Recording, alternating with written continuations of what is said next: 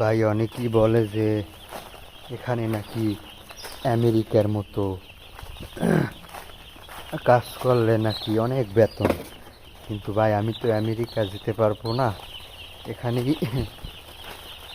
আছি, এটাই তো আমার কপাল ভালো। আরে আমেরিকা তো দূরের কথা। আমি চাইছিলাম যে আমেরিকায় যাই, গরম,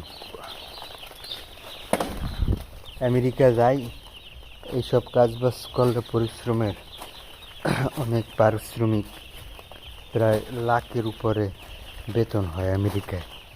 কিন্তু এইসব পরিশ্রম বাংলাদেশে অনেক অনেক কম। তো এই জন্য আর কি একটু মনটা খারাপ।